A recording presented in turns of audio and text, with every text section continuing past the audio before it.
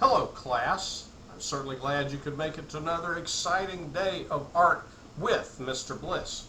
Now, today we are going to be exploring constellations. Constellations are the patterns and creatures and objects that you see in the night sky. When you look up and you use your imagination to see pictures in the sky. We're also going to be talking about mythology. Mythology is the tale, the story, the adventure that goes along with those constellations. We're going to specifically be looking at Greek and Roman mythology, Western mythology. So let's move to the sky. Now, as you can see here, it's daylight. But fortunately, I can turn the sky off with just a flick of the button, and the stars will appear.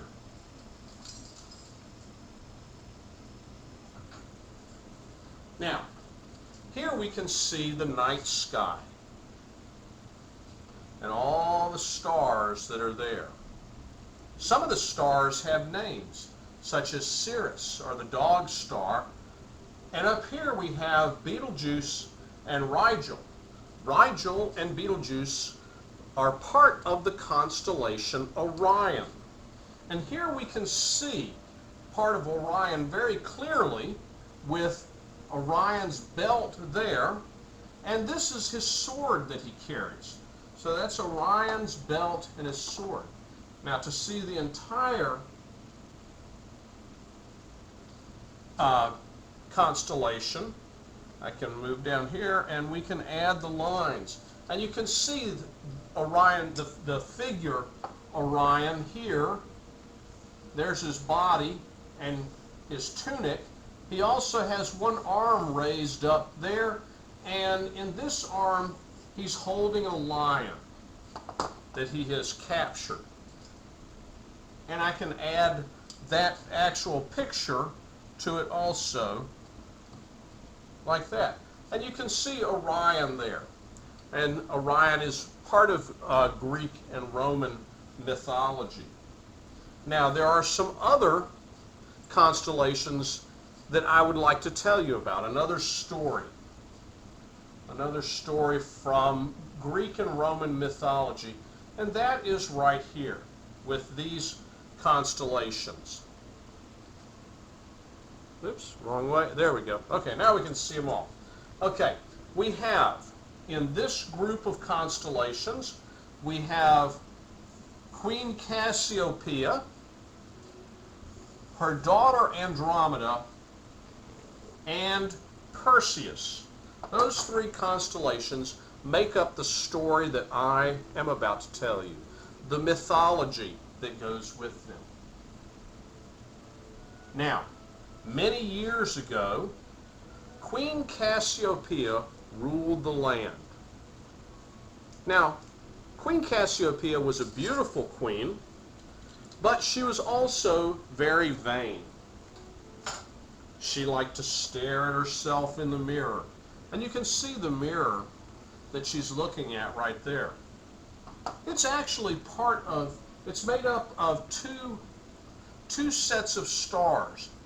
And if I move this over here, we can look at the stars a little more closely and see how the ancients might have believed that Queen Cassiopeia was looking at herself. Because if you look here, you can see that there's a star here and a star here that almost reflects the stars here and here of her mouth and eyes. And so that may have been where they got the idea of a queen looking at herself in the mirror. So Queen Cassiopeia, like I said, was a beautiful queen, but she was very vain. Now, this vanity of hers angered the gods. They didn't like to hear that. It especially angered the god Poseidon, the god of the ocean. And he decided to punish Andromeda for her vanity because, well, Poseidon had created the most beautiful creatures, which were the sea nymphs. The sea nymphs were the mermaids, like Ariel.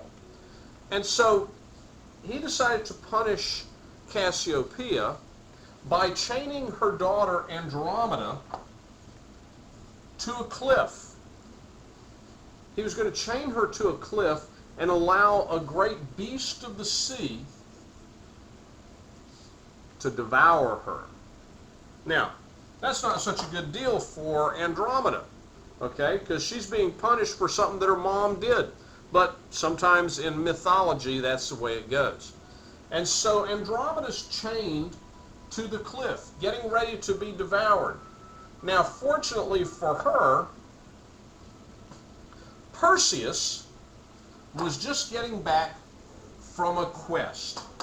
He had been sent out on a quest by the gods to destroy Medusa, one of those evil witches of the Grey Sisters. Now, Medusa, as you may know, was the witch that had the snakes in her hair. She had the snakes in her hair, and if you looked at her, she turned to stone. Now, Perseus had been given the tools that he would need to destroy Medusa. He had been given a sword that could cut through anything. He had been given a shield that was shiny like a mirror and would protect him from anything. And he was given a bag that would carry anything. Similar to the bag that Mary Poppins carries, you know, and you can kind of she pulls all that stuff out of there. Well, Perseus had a bag that could hold anything. So, he went out and he found Medusa. And using the mirror on his shield, he was able to look at the reflection of Medusa rather than looking directly at her. And by looking at the reflection, he was able to use his sword and chop off her head and place it into the bag. So, he's got his sword, he's got his shield, he's got his snaky head in a bag, and he sees Andromeda. He sees Andromeda there in distress, chained to a cliff with a great beast of the sea about to devour her.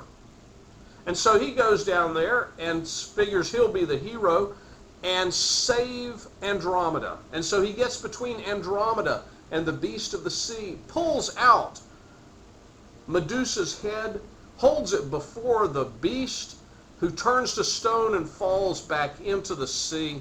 Then he uses his sword that can cut through anything to cut through the chains and binds that are holding Andromeda to the cliff and frees her. And they live happily ever after. Well, at least until another adventure comes along that Perseus has to go on. That is a mythological tale, a story that was made up and told over and over and over again. And today you are going to create your own mythology, your own story about a constellation that you find. And in a moment you'll be getting the materials to do that.